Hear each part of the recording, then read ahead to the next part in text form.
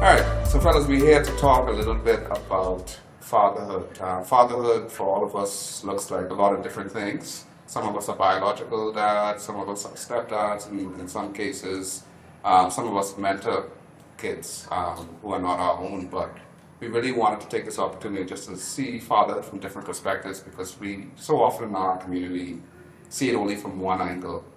And so, God, let's start with you. In terms of fatherhood and walking into that, how was that first feeling of being a father, knowing you were going to be a father? I know you have three boys, close in age, but still different ages. What was that sort of first feeling of being a father? Oh, it was great. I was looking forward to it.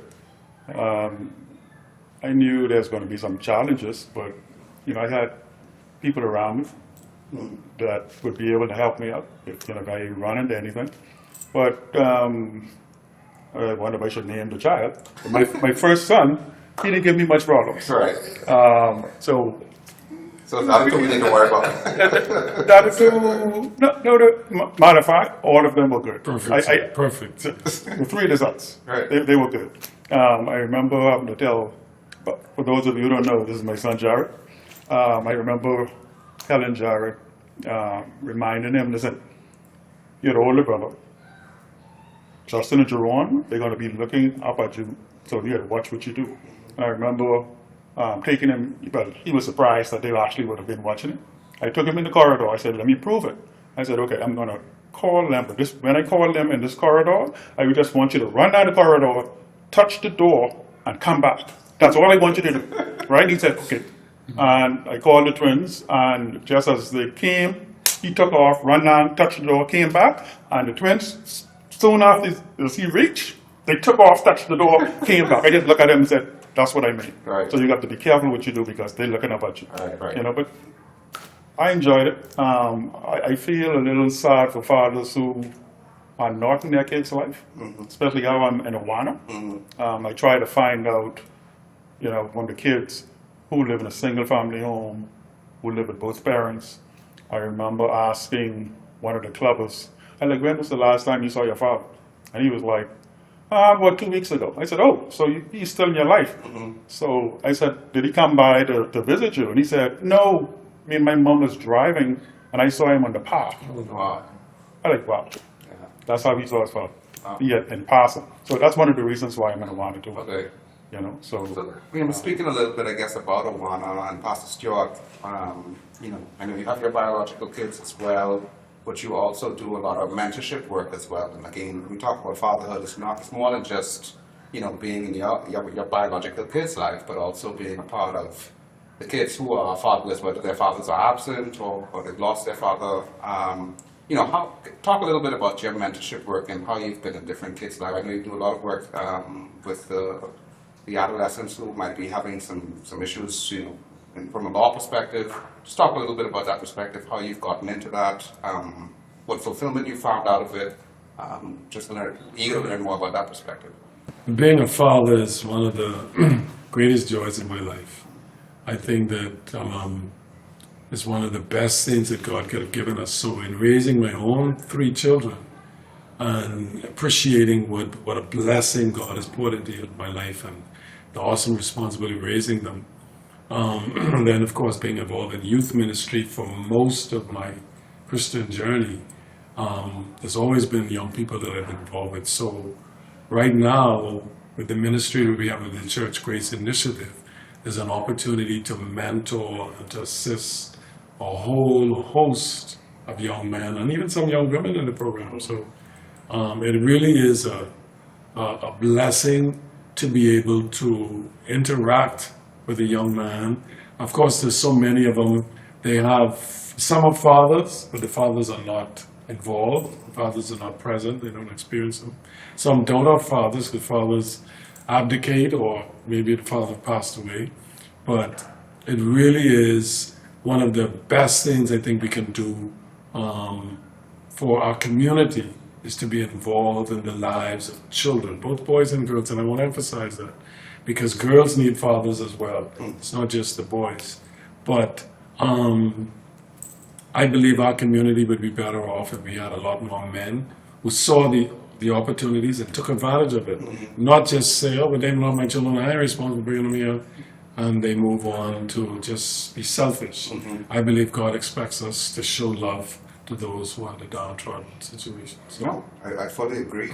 I think, to your point, I think, with some of the ills that we see in society today are because there's not enough fathers present, whether that's biological or just stepping in the role of. For myself, I have a little bit of an interesting perspective coming into a blended family. I have my daughter Molly, but we also have Noah. And so it's always been interesting in that role, coming in and almost having this ready-made family of all of a sudden, it's not like I had 9 months to prepare to be ready for fatherhood. It was like, okay, we're married, and when I married Tia, I also had Noah. And so it's been an interesting journey, trying to get him to trust me first and foremost, because I think with any parent, you always want to have that trust factor and that trust bond, and we've had to work, even maybe doubly hard. His father's still very much present in his life, and I also have to respect that. That's been a learning exercise for me. I think even learning from some, my parents' relationship. My parents were divorced when I was 12. And one of the big things I always thought about was, okay, when I get married someday, I want to make sure, one, my family stays whole, but also, two, I want to make sure that some of the things that I saw growing up didn't happen in my own family. And so something as simple as, Christmas time, Noah has his dad, and like I said, he has his family, but I tell him, listen, please tell your dad you can come by. We can open gifts as a family. We don't necessarily need to open gifts here. I remember that as a kid. Like I had to go by my mom's side of the family, I open gifts. I go by my dad's side of the family, I open gifts. And so for me, it was like, okay, I think as a father, one of my jobs is to also show love and to show that, hey, we can still have this all figured out together. We don't need to necessarily split you up, and you need to have these different things. And so, fatherhood, I think, proper fatherhood, in a godly sense, I think you warrants that you have to sometimes put your own sort of maybe selfish inner thoughts aside and really do things in a way out of Christ's love, not necessarily out of my own selfish ways or looking at things from a different perspective. But Jared, we have you here. I know you're not a father yet. And that's not a forewarning that anything is, that I know something that you guys might not know. But, growing up with your father, what are some things that you learned that you want to emulate someday as a father? Well, from my father, I learned that there's enough to go around. Like, you don't have to just be a father to your own kid. So for me, we grew up with my cousin. He also lived in the house, basically a brother to me. Him and his aunt came and they lived with us. And at first, I think I had a lot of jealousy to him, as well as like the Iwana kids and stuff. Because I was like, this is my dad. This is my dad, right? But as I got older, and I asked my dad about it, I was like, why do you like treat them like so well? Like it was being nice, I guess, as well, but like I wanted to know why, I guess, so much kids were like coming to him, like they were so like comfortable with him. And what he said kind of like stuck with me. He was like, you don't really know like where a lot of these kids are like going home to. In the case of Hawaii, you don't know what they're going home to. So like while they're here, I'm gonna like give them like the best experience and be a good like role model that I think that stuck with me. And I think that's also the reason why I started counseling at Camp Bahamas as like one of the guy counselors there. And I was doing that for like 5+ years, and I feel like that it hints on like the mentorship aspect as well, being able to pour into the people younger than you, and that was something I like loved doing. So me loving God and being able to also like give that to the people under me, and see them also be able to like grow and develop in that way. So even though like I'm not a father, I won't even necessarily say what I've done is even like close to like fatherhood in its fullness. There's Usual so sense. much more, right? But I definitely count like mentoring as like at least a part of like fatherhood. So even like men who don't like have kids but they're like mentoring, they're fathers to me. Like they're more than my dad, just a lot of the leaders in the church. Like Pastor Sherwood. I don't know if you remember, but I remember in Word of Life you were given a message. And you said, I think the core of it was going through life or going through these things, being mindful of God. And I don't remember any other Word of Life message, but like that specific message is like stuck with me. And I like even when I find myself like praying, it's like I want to go through this day being mindful of you. And that like stuck with me. I don't know why it stuck with me. But that like stuck with me, and just the different teachings and the people who had poured into me at Grace, whether that be just pulling me on the side for a conversation. When I was younger, it was I felt like it was annoying at first, but as I got older, I learned to appreciate it more because they want to have like a relationship with the younger men in the church to make sure they're going like on the right way. I don't think I did anything like out of the way to more that, but I guess they saw this like I could pour into this one of me, Right. pull them aside. So I definitely think I'm probably gonna be one of those people in the future. Like I definitely want to take up that mentorship role more and more as I grow in the church. So that was sorry. I got two questions, I guess. You touched on a lot of things just now. I'll open this up to everybody in the group. One was, sharing your dad, right? Right. The challenges that sort of brought on initially. With so many competing interests that we have now, as we try to lead our homes, you want to provide, you have a career. How do you, one, make sure that you carve out enough time to make sure that you're not only providing financially, but you're also providing for your kids emotionally, spiritually? How do you make sure that you continue to be present in their lives? Because it's so very easy to get caught up, and the next thing you know, like today, my daughter graduated from preschool. The child was born last week. Like she literally October 1st, 12:49 p.m. I remember she was born, and now she's going to be 4 this year. How do you guys make sure that you're present? I think it's important to appreciate their presence. It is something that should flow very naturally as you go through the various experiences in the development of the children. If you have a young infant child in the home, that child needs, a lot of nurturing coming from the mother, but there is more than just breastfeeding and making sure the child is eating the pamper change. There's experiences where you can help to bathe the child, you can help to teach the child the nursery rhymes, and just have various experiences. I think part of the problem we have in our society is the absence, father presence. If a father should not be afraid because, as a daughter I can't bathe, or as a daughter I can't comb my hair, or the presence means a tremendous lot, and you're investing, and you're going to see dividends from those investments if you take the time. I know we got to work, and we go to a job, and some of us lead very demanding jobs, and it takes a lot of time away from the home, but we have to carve it out. We have to, it's just a natural process. That child needs your presence in order to properly develop, or they grow up feeling not attached properly into relationships, maybe even resentful of the father or the parents for not being there at the time when they need them the most. They've shown so many results, tests, research has been done to show that the presence of the father in the home is important. And so with us having such a big issue in our country where fathers are not present, that we need to have men like us to adopt other children, not officially, but in the ministry sense, to take these children into your heart, into your lives, into your ministry, and pour into them, because they don't have nobody else pouring into them. And again, if we consider it a village, we're part of a village of raising boys and girls for Jesus. We want to influence them, so we have to do it as a man influencing a child.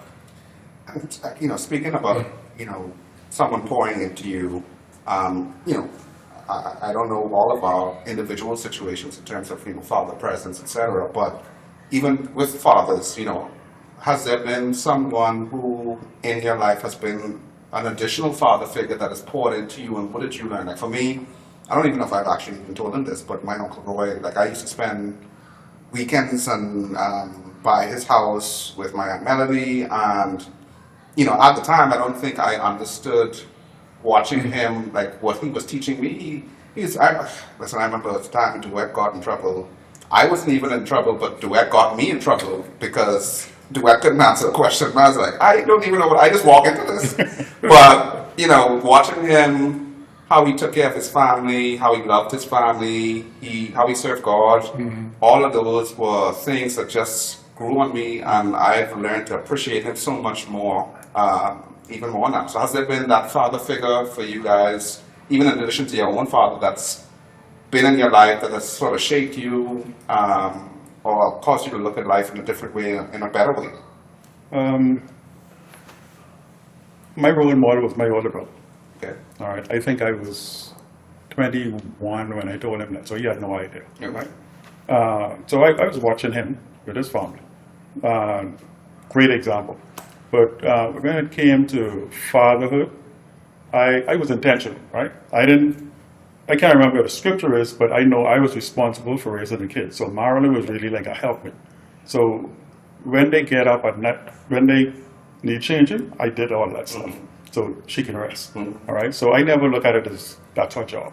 All right. And I had a great father, great provider. But I made a decision that the things that I lacked, I would implement for mine. All right. So sports or whatever event is happening, I was there. Basketball practice, I'm there. I remember Justin and Jerome saying, "Hey, you don't need to come, I know. But I did it, right? So I find that it's just really just being there. You don't have to set a time to say, family get together, let's have a talk. If you just a part of their life, they'll talk. Picking up report card from school. Marilyn was actually at the school, and I'll come to pick up the report card. So and then the car ride home, they just be talking, and I'm listening to things what happened during the day, some conflict, and I'll have a discussion that happened. How could you deal with that a little different, and stuff like that. They build a trust. One of my boys more than the others. I can remember one time, me and my wife sitting in the bed, and he wanted to talk, but he'd come to talk to me. So it was like, you need this confidence. He had something on his mind. So I said, okay, come. So my wife is on my right. So, but she isn't supposed to hear this, right? So all I did was I get the blanket and I put it over 2 of us. I said, okay. So we had a discussion. We talked it out. And I said, okay. So you good? Yeah. I said, okay. Took the blanket off. And he walked out of the room. I just looked at my wife and we just both smiled. That's how it was. And that happened a couple times. So just being there. Sometimes it's doing silly stuff. We live in Nassau. I grew up in Andrews catching crabs. They wanted to go for crab in Nassau. Around the block from me is a little bit of bush. And I think, there's no crab in Nassau. They keep saying they wanted to go for crab. We got to searchlight. I knew that we were going to catch the crab. But the experience. So we walk around and we just looking like, shining like expecting crab to be there. So, and those are the things that they remember. So, life is short. Well, they did go on just for it. That's why they came to pin us. I shouldn't have taken much. So it's just the little things that matters, at least to me.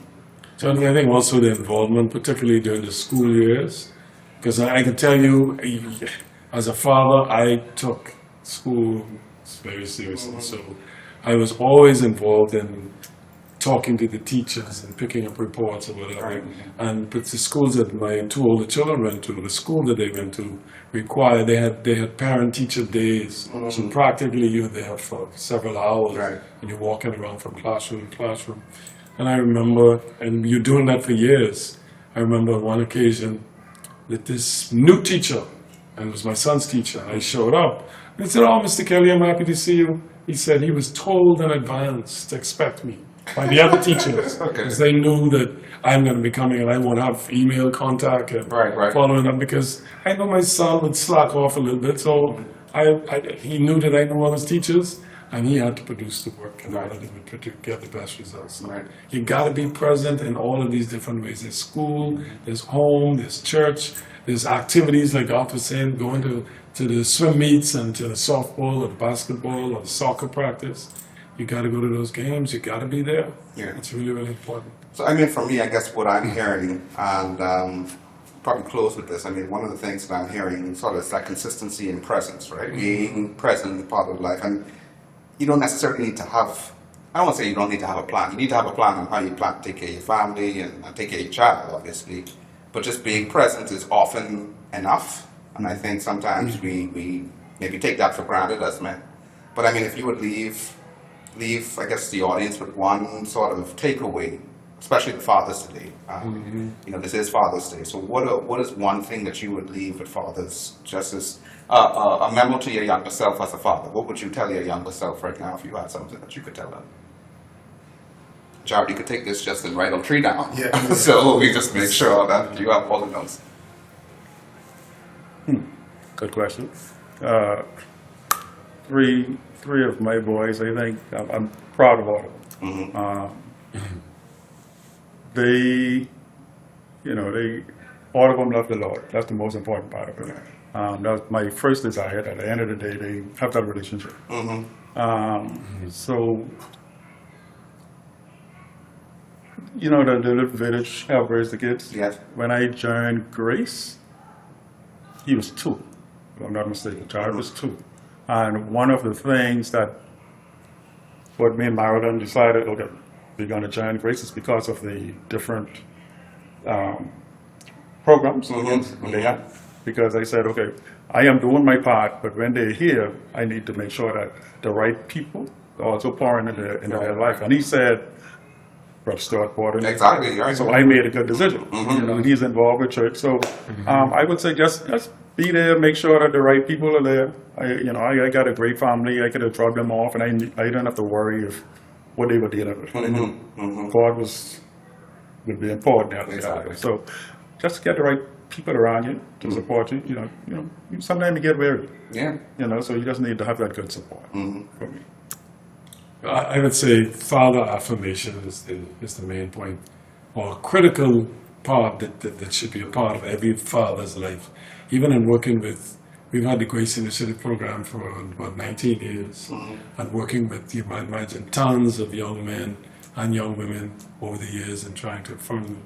And they need to hear, I love you, and I'm proud of you. Your children, your biological children need to hear that you love them and you support them and you are proud of them. If they don't hear it, there's a lack, because they feel like, hey, I'm not good enough. Maybe they're not as strong academically, and so you're comparing them with somebody else and telling them, oh, they're not smart. They need to know that if they're doing their best, tell them, I'm so proud of how hard you are working. You know that they're working hard and they can only achieve a C, then that's fine. But they're going to walk away saying, hard work pays dividends. I'm going to hear my father say he loves me and he's proud of me.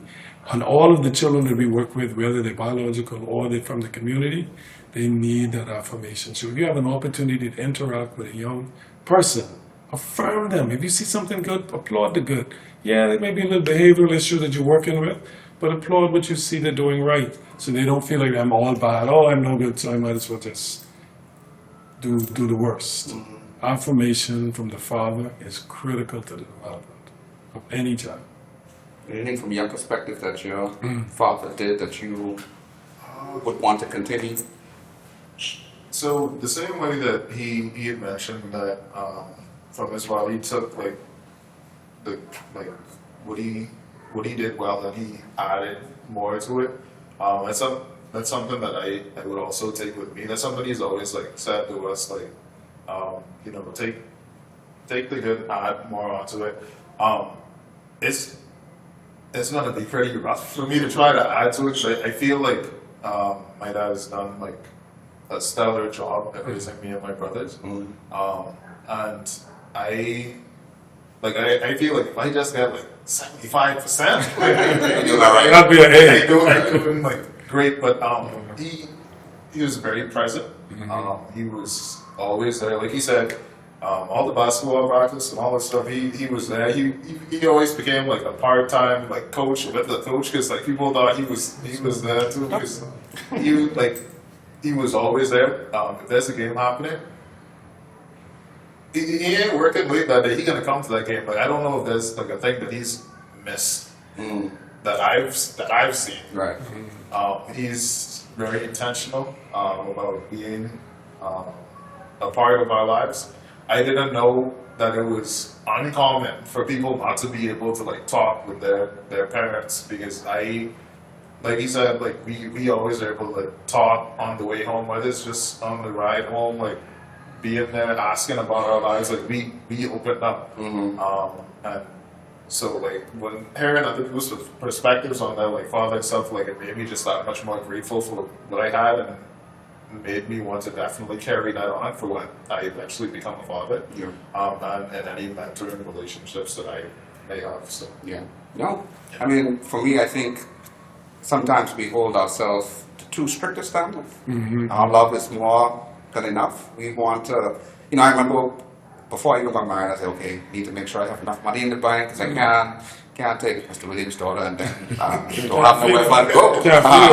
And the same thing, even before I wanted to become a parent, well, I didn't have that opportunity because, like I said, we already had Noah, but, you want to think that you have all these things in place to be able to do all these things. And there's really never a perfect time. You just sort of, I don't want to say making it up as you go, but making it up as you go. Yes. And so, I guess to reiterate, I think your presence is enough, and just seeing them there, going to, an award ceremony, going to a graduation, going to pick up from a dance recital, just having those candid moments and those opportunities. Like I remember for me, just even growing up, one of the things I enjoyed with my dad the most was we'd go for these drives on Sunday, because it wasn't nothing to do, Nassau was hot. PM might cut your light off, so you gotta go outside anyway. And we would go and pass the airport, and I'd always ask my dad to stop and watch the airplanes land and take off. And for me, that was the most exhilarating thing we could ever do. My dad was also a big aviation sort of enthusiast. He had this remote control airplanes, and so sometimes he would let me fly. And that to me was like, Wow. There's no bigger thing for me, right? And now fast forward, that's my career. Right, and so you sometimes you can take these things for granted. These outings, go and grab, and not to be granted to create any professional rappers, but you take these things for granted sometimes. And these are the things that mold and shape your children. And more often than not, a lot of things. And sometimes when we have these issues as adults, it really stems from our childhood, because it's things that we saw, we learned, we felt. And it sort of creates this trauma later on in life. And so I think the point of being present, being aware, just being mindful that, what we do, even at this early stage, can shape a life. And so for me, I think it's being present, but just also thinking that you're enough and you're doing enough. So just want to thank everybody for your time today. I know this is Father's Day, so we're going to get you all, well, you someday, but get you all to your fathers. But really appreciate the time, and I think this was insightful. Yes. Yeah. Thank you.